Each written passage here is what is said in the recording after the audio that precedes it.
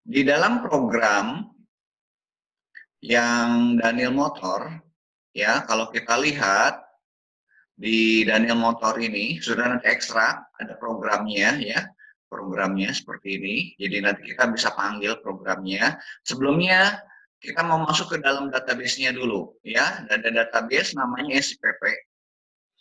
Ini sebetulnya sama seperti yang saudara biasa gunakan di dalam praktikum. Sistem informasi penjualan pembelian. Nah, saya akan buka dulu pakai Microsoft Access saja ya untuk menjelaskannya. Nanti database ini akan kita import ke SQL Server ya. Nanti di bagian terakhir saya akan import. Saya akan tunjukkan dulu. Ini sudah nanti tinggal double klik nanti di open saja gitu kan ya. Di open. Nah, opennya pakai Microsoft Access gitu kan ya. Nah, saya sudah buka ini supaya lebih cepat. Saya buka nih dokumennya.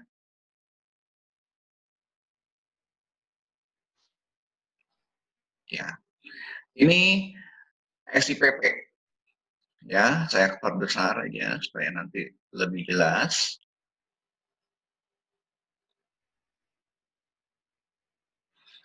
Nah, database yang ada di sini ini memiliki ada beberapa tabel, belasan tabel ya. Ada tabel barang, ada biaya, ada catatan barang, catatan pelanggan, catatan pemasok atau supplier ya. Kemudian ada FB. FB itu faktur beli. Nah, ini nanti ada pembayarannya ya, faktur beli untuk pembayarannya dibuat master detail seperti ini. Kemudian ada FJ, faktur jual, ya, faktur jual pasangannya dengan yang ini, FJ dengan FJ detail, master detail, selalu saya kalau buat modelnya dua kayak gini ya, master detail, supaya satu faktur itu bisa terdiri dari beberapa barang, ya. Nah, kalau hanya faktur jual aja gini, satu faktur hanya terdiri satu barang. Emang ada kasus-kasus tertentu satu faktur cuma satu barang, misalnya pembelian mobil, pembelian motor, satu faktur ya satu barang gitu kan ya. Pembelian tiket seperti itu. Tapi sekarang tiket-tiket juga ada. Kita bisa satu kali transaksi bisa beli beberapa tiket ya. Jadi model ini sebetulnya model yang paling umum ya yang kita bisa gunakan di dalam penjualan. Nah, ini nanti ada pembayarannya. Ada pembayarannya sama, ada master detail ya, pembayaran, masternya ini pembayaran detailnya. Kemudian ada data pelanggan, kemudian ada data PO, purchase order. Purchase order ini hubungannya dengan pembelian. Ini pemesanan pembeliannya, ya. Ini purchase order detail, dibuat master detail. Ini ada surat jalan. Surat jalan itu untuk pengiriman barang, ya, bukti pengiriman barang. Ini ada SO, sales order, pesanan penjualan. Jadi kalau ada pelanggan mesen ke kita catat dulu di SO. Nanti saya akan jelaskan ya.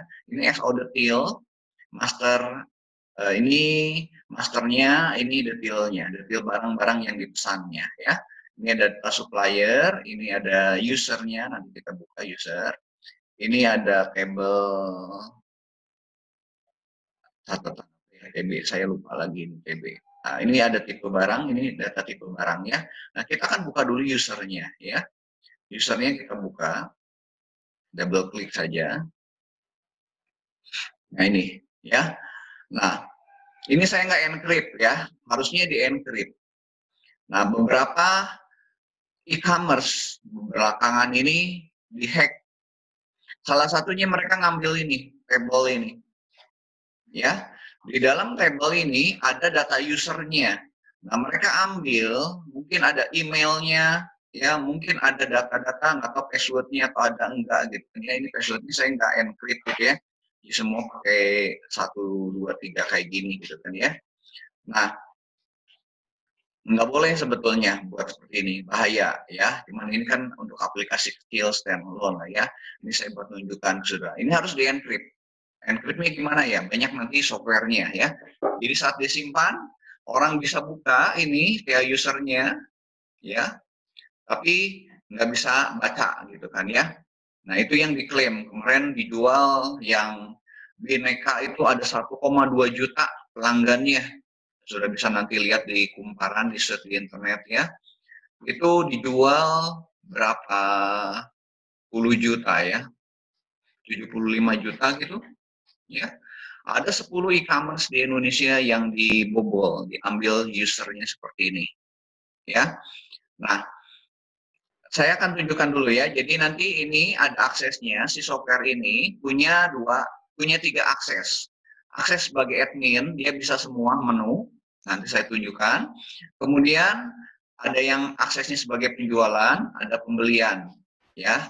Nah ini saya ganti, misalnya ini Andi nanti penjualan ya, beli pakai ini ya, passwordnya 1, 2, 3 aja semua dulu ya. Nanti kita coba dan lain-lainnya. Nah, saya akan tunjukkan juga FG-nya, ya, ini FG, penjualannya, beberapa transaksi sudah ada,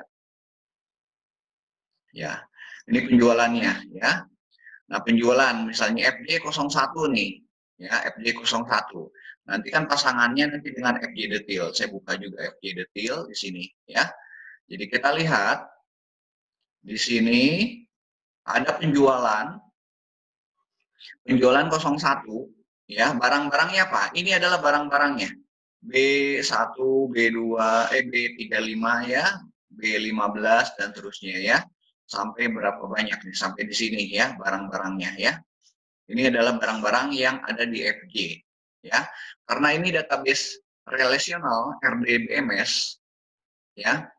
Relational Database Management System, akses ini termasuk RDBMS, SQL Server juga RDBMS ya. MySQL juga sama gitu kan ya. Nah, nanti ada database yang lainnya bentuknya hierarki gitu kan ya. Terus ada database yang sekarang itu NoSQL ya, bentuknya agak berbeda juga. Nah, saya akan lihat relasinya ini ya. Jadi kalau mau lihat relasinya nanti bisa lihat di database tools ya. Cukup banyak ini kalau di akses itu kalau kita buka terlalu ribet ininya ya. Nah, ini karena kan di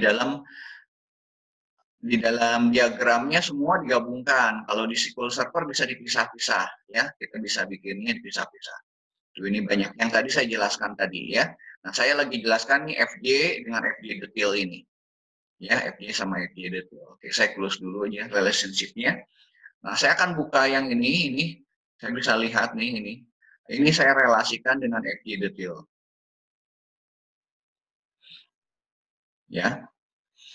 Nah, sudah melihat di sini, ini adalah barang-barangnya. FG1 adalah barang-barangnya ini, sama ya dengan yang ada di sini ya, kalau kita lihat di detailnya.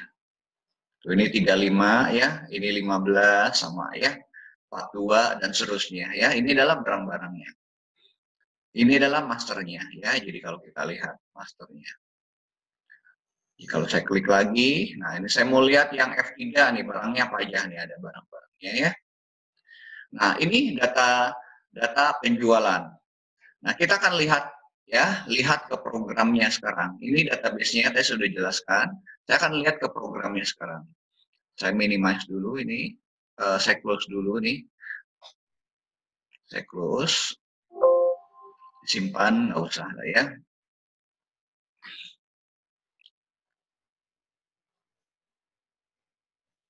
Saya akan buka database-nya. Nah, di sini ada programnya. Ini programnya jalannya di Windows ya, jadi kalau yang pakai Mac nggak bisa jalan. Sudah buka aja.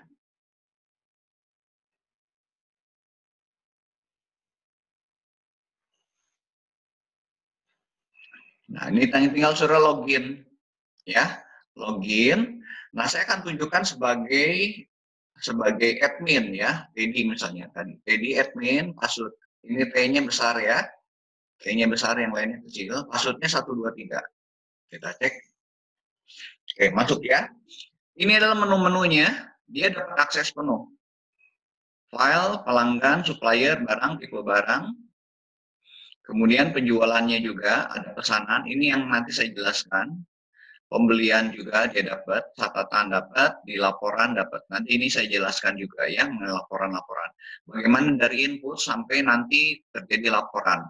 Sudah bisa kebayang nanti proses bisnisnya ya. Nah, ini kalau kita gunakan yang ready ya. Kalau saya gunakan yang jual ya, passwordnya misalnya sama. 1, 2, 3, oke. jual nggak ada, Andi, mungkin namanya tadi Andi. Ya, Andi 1, 2, 3. Nah, kalau penjualan, ya suppliernya dia mati ya. Akses ke suppliernya dia mati ya. Penjualan dia dapat, pembelian juga dia nggak dapat akses ya. Seperti ini. Ya. Ini ke laporan-laporan pembelian dia nggak dapat, hanya dapat penjualan saja ya. Nah, itu yang penjualan ya. Karena ini memang ada tidak akses. Bagaimana cara membuat ini ya, sebenarnya tinggal ngecek aja siapa hak aksesnya apa. Begitu login berhasil, hak aksesnya apa, misalnya jual, nanti menu-menu yang nggak kepake dimatikan gitu kan ya, tinggal if then else saja. Saya akan coba beli sekarang. Beli ya. Oke, beli. Nah, kalau beli, dia dapat aksesnya pembelian tuh. Penjualannya nggak dapat akses. Ya, kira-kira seperti itu. Ya,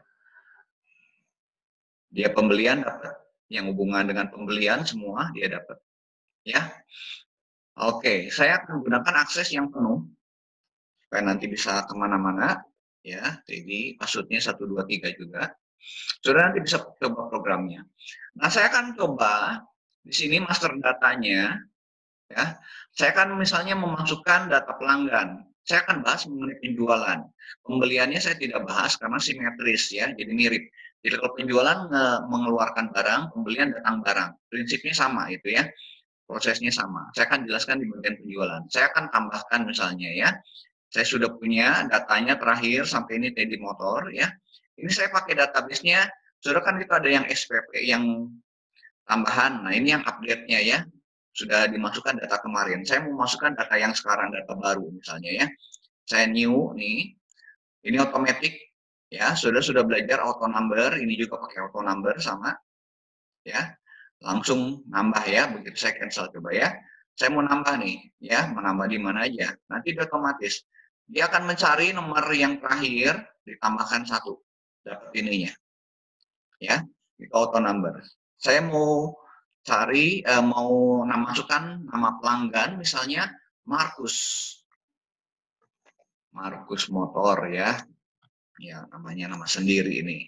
Alamatnya Jalan ABC 1, 2, 3 ya, kotanya Bandung misalnya ya. Teleponnya, kode posnya 1, 2, 3, 4, 5. Teleponnya 022 345 678 misalnya ya. Faxnya nggak ada, kontak personnya MZ ya gitu ya. Limit piutangnya dapat nggak? Kalau limit piutangnya nggak dibatasin, biarin. Temponya berapa hari? Misalnya 30 hari. Deposit nggak ada ya. Oke, saya sudah masukkan nih. Saya masukkan, ini tinggal diklik aja. Nanti dia urut besar ke kecil ya. Kecil ke besar gitu kan ya. Setiap headernya ini bisa diklik-klik ya. Besar ke kecil. Sorting ya, sama juga. Ini piutang juga kita sama. Ya, ini ada beberapa data yang data tahun 2005. Nanti saya akan tambahkan data yang baru sekarang ya, supaya nanti ada bayangan juga. Ini saya sudah masuk nih. Oke, barang-barangnya kita juga bisa tambahkan, misalnya new barang. Ya, nah ini auto number juga sama, nama barangnya kita mau jual, misalnya ini karena owner deal motor, saya jual misalnya gantungan kunci misalnya ya. Gantungan kunci. Nah, di gantungan kunci, ya kunci misalnya ya. Nah, tipe barangnya apa? Kita bisa pilih ya. Nah, kalau ada yang belum masuk, belum ada di sini, Anda bisa nambahkan sini ya. Nambahkan apa misalnya aksesoris ada nggak? Misalnya ini body part, gasket, aksesoris gitu misalnya. Saudara bisa masukkan sini new aksesoris. Aksesoris. Ya, oke, cancel. Masuk aksesorisnya, ada nggak aksesoris? Ada ya di bawah ya, oke. Refresh kita close. Nah, kita lihat misalnya gantungan kunci aksesoris. Kita lihat ada aksesoris ya, udah nambah. Nah, warnanya apa? Kita misalnya pilih warnanya hijau, hijau IT ya. Harganya misalnya 15.000. Tuh 23. Harga jualnya juga sama misalnya ya, price list-nya, tuh 2, 3. Harga belinya saya nggak masukkan, kalau mau saya masukkan boleh, misalnya harga belinya 12.000. Nah, gitu. Stoknya berapa? Saya punya 10 misalnya ya. Satuannya apa? Kita masukkan pieces, stok minimumnya, kapan harus pesan lagi gitu kan ya, kalau ini sudah minimum. Kalau udah 5, kita pesan lagi. Ya, oke. Ini new product misalnya ya.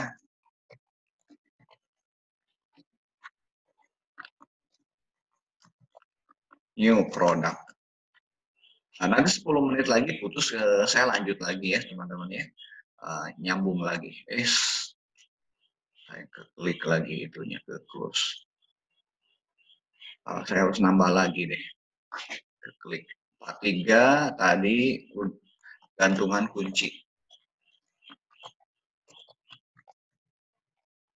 Ya, tipe barangnya, aksesoris sudah ada. Ya, warnanya saya pakai warna hijau. Harga daftar 15.000 itu 23. Ya. Nah, ini kalau nulis angka ya, perhatikan ini ada pemisahan ribuan, sudah bisa atur formatnya ya di dalam program gitu kan ya. Jadi kelihatan cantik gitu. Nah, di otomatis ya, ini stoknya 10 misalnya, steknya 10, satuannya pieces ya. Stok minimumnya misalnya 5, ini new product misalnya ya. Oke, kita masukkan. Nah, saya sudah punya. Nanti kalau saya klik ininya ada di bagian bawah, udah masuk ya gantungan kunci. Nah, setelah ini saya mau lakukan penjualan, ya penjualan. Kita masuk ke penjualan. Di sini ada 4 proses, ya. Ada mulai dari pesanan, penjualan, nanti barangnya dikirim, ini ada faktur, pembuatan faktur dan pelunasan. Nah, aplikasi ini menangani penjualan tunai dan penjualan kredit. Ya, jadi orang bisa bayar langsung, bisa bayar juga nanti kredit, misalnya tempo 1 bulan. Saya akan demokan kedua-duanya ya. Nah, alurnya bisa dari pesanan, ya, langsung pengiriman, nanti otomatis masuk ke faktur, ya, kemudian pelunasan. Bisa juga orang langsung beli, ya, langsung beli. Jadi kita langsung buat faktur tanpa melakukan pesanan. Nah, mana yang diproses? Tergantung kebutuhan ya, jadi bisa. Nah, saya akan tunjukkan dulu yang lengkap dulu, mulai dari pesanan ya. Ada beberapa kemungkinan pesanan, misalnya gini, orang misalnya pesan dulu, saya pesan dulu deh barangnya nanti kirim minggu depan gitu kan ya, bisa. Nanti barangnya, pembayarannya 1 bulan kemudian juga bisa. Saya akan demokan dulu ya, mulai dari pesanan. Pesanan, ya saya buat new, nih pesanan. Nah, semua tombol-tombolnya saya buat seragam, ya supaya orang gampang belajarnya ya. Tombol new seperti ini gitu kan ya. Namanya juga sama. Saya pilih pelanggannya ya, misalnya pelanggannya yang tadi Markus ya. Ketik aja M Markus nih, ada Markus Motor ya yang baru. Jalan ABC, ininya nomornya otomatis, tanggal pesannya sekarang. Saya mau kirim misalnya minggu depan, tanggal 20. Ya, seminggu minta dikirimnya. Barangnya bisa dilihat sini atau nanti sudah langsung masukkan dari sini misalnya. Saya mau beli gantungan kunci tadi, ya, gantungan kunci nih, ketik G aja, nanti dia masuk ya, ketik gantung gitu ya, masuk ya. Dia mau beli 5 ya, harganya sudah ada, oke. Nah, saya perkecil dulu ininya supaya kelihatan, ya. Nah, di sini ada diskon. Diskonnya dalam persen. Jadi kalau saya masukkan 2%, ya. Nah, nanti muncul seperti ini, ya. Dia dapat 3% misalnya, ya. Ya, potongannya ini total diskonnya ya. Misalnya dia dapat 2% lah ya, misalnya 2% ya. 2%. Nah, ini total bayarnya. Nah, kalau dia bayar pakai uang muka, ada uang muka, sudah tinggal diisi di sini. Anggap aja belum ada uang mukanya ya. Nah, ini ada diskon. Diskonnya ada 2, ya. Ini disebut dengan diskon bertingkat. Ya, ada diskon per barang, ada diskon per faktur. Sudah kalau lihat di supermarket, ada diskon yang bertingkat itu udah misalnya ada diskon 50% plus 10%. Jadi pertama kali diskon dulu 50%, kemudian setelah dihitung didiskon lagi. Ya, ini juga sama, diskon juga ya. Nah, diskonnya bertingkat ya. Nah, bertingkatnya macam-macam lah ya.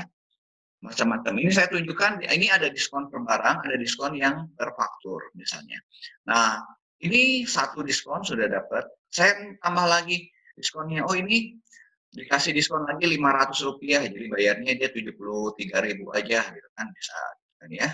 Nah, total ordernya jadi 73.000. Ini subtotalnya. Ya. Nah, dia pesan gantungan kunci, kirim minggu depan ya, ini tanggal 20. Oke. Udah seperti ini, kita oke saja. Ya, udah cancel, saya buat dulu satu aja dulu ya. Nah, kita melihat di sini ada Markus Motor, total ordernya 73. Ya, 73. Jadi kalau kita lihat, ini bisa perbesar, status ordernya on order. Ya, ada beberapa yang sudah komplit. Ya, sudah komplit. Nah, ini pesanannya oke, setujui ya, masuk pesanannya. Nah, setiap kali ini proses saya di sini, ini sudah ya. Nah, kita lanjut. Sudah kalau mau di print tinggal di print aja. Nah, ini ordernya. Daniel Motor sudah terima pesanan dari Markus Motor, Jalan ABC, nomornya segini ya. SO-nya tadi sudah, SO006, tanggal pesannya 13 Mei, tanggal kirimnya 20 Mei ya.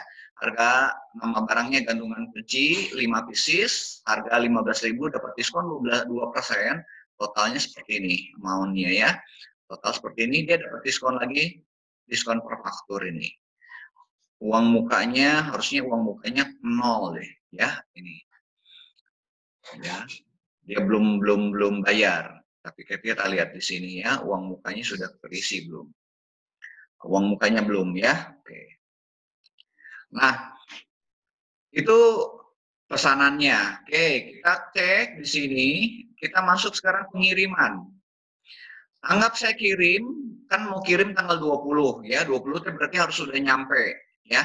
Misalnya saya kirim di tanggal anggap 2-3 hari sebelumnya ya, misalnya kita mau kirim nih, saya membuat pengiriman, SO-nya kita pilih yang tadi ya. Oh, ini ada nih masuk motor ya. Tanggal minta dikirim tanggal 20. 20 itu kan udah nyampe. Berarti saya kirim di tanggal 17 misalnya ya. Di tanggal 17 saya kirim. Oh, ini 17 hari Minggu nih. Kayaknya 18 saja ya. 18 saya kirim.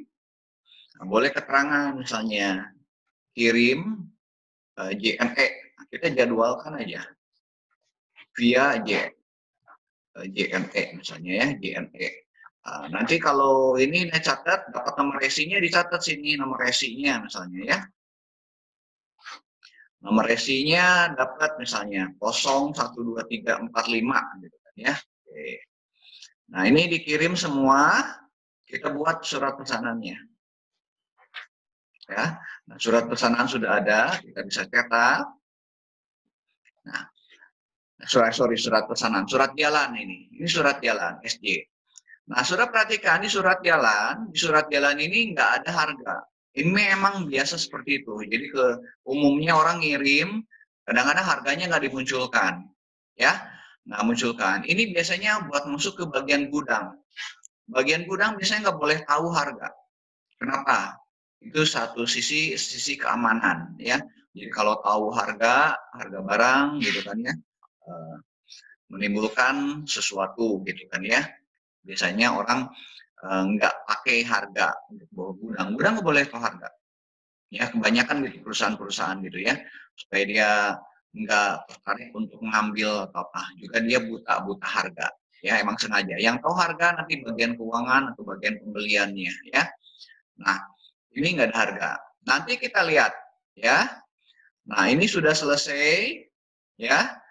Surat jalannya, anggap kita sudah kirim di tanggal tadi 18, kita posting ya, kita posting. Nah, posting ini melakukan proses apa? Proses ini akan memberi tanda bahwa pesanan sudah dilaksanakan ya, dan menghasilkan faktur penjualan. Jadi faktur penjualannya otomatis dibuat ya. Kalau di surat jalan tidak ada harganya, nanti di faktur sudah ada harganya. Harganya sesuai kesepakatan ketika pesanan itu dibuat, ya.